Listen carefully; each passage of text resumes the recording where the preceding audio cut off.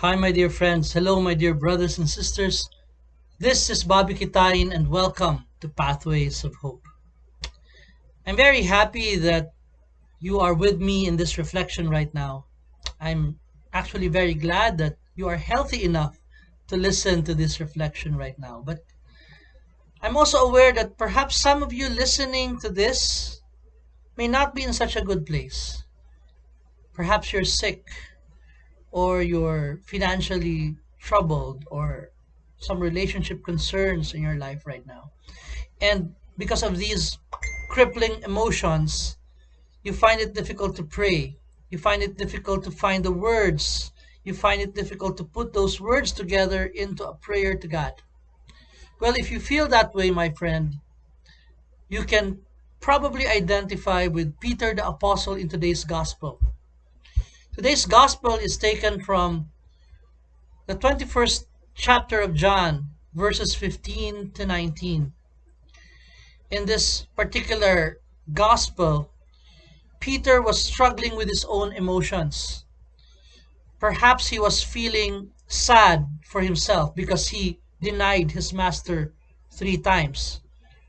Or maybe even shame. Here he was, the lead apostle, the master's pet, so to speak, and yet, where was he when Jesus needed him most? He deserted him, he denied him. Or maybe even fear of what others would say or what Jesus would say to him. Peter was burdened with so many negative emotions that day that perhaps he didn't even know what to tell Jesus. But there are 3 lessons we can learn from today's gospel. The first one, God knows what's in your heart. I believe Jesus knew what was in Peter's heart. At the core of Peter's heart, he knew that Peter loved him. And that's why he went to him that day. Because despite Peter's failure, despite Peter's denial of him, Jesus knew that deep in Peter's heart, he loved Jesus. And what is that to us? It also means, my friend, that Jesus knows what's in your heart. And he knows that you find it difficult to pray because of all these negative emotions that's there. And perhaps he's telling you right now, you don't have to say anything. Just be in his presence. Just stay there. You don't even have to say anything in front of him because he already knows what's in your heart. But the second lesson is also very powerful. God will give you every opportunity to express what's in your heart to him. In the case of Peter, Jesus gave Peter 3 opportunities to express what's in his heart to him. These are 3 opportunities by which he would be able to overturn his 3 denials. I believe, my friend, Jesus is also giving you an opportunity today to express to him what's in your heart. In the case of Peter, Jesus gave Peter 3 opportunities to affirm his love for him. I believe Jesus is also giving you all the opportunities, especially during this pandemic, to express your love to him. How? When you give to that poor person in that street corner, you are affirming your love for him. When you say no to sin, you're affirming your love for Jesus. When you when you choose to forgive that person who hurt you, you are affirming your love for God. God will give you every opportunity to affirm your love for him.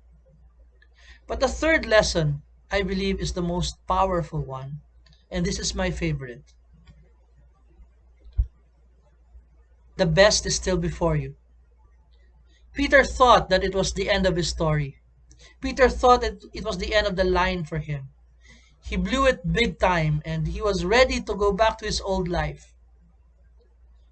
But Jesus went to him that day to tell him that, hey, Peter, this is not the end. In fact, this is just the beginning of this wonderful adventure that I have prepared for you. Peter, the fisherman, became Peter the apostle. Peter the apostle became Peter the denier. And Peter the denier on that day became Peter, the first pope of the Catholic Church. The best was still before him. I believe God has the same message for you. Maybe you think that this is the end of the line for you. You blew it big time. Failed your marriage. You failed in your business. You failed in your relationship. You failed as a father. You failed as a mother. But Jesus is telling you right now, if you open your heart to Him, if you welcome Him into your life, if you affirm your love for Him, Jesus will give you the grace to bounce back. And He is telling you right now, my child, the best is still before you. I'm not done with you yet. I have so much more in store for your life. So take heart, push back those shoulders, and move on. Because, my friend, Jesus never lies. The best is still before you. Have a wonderful day.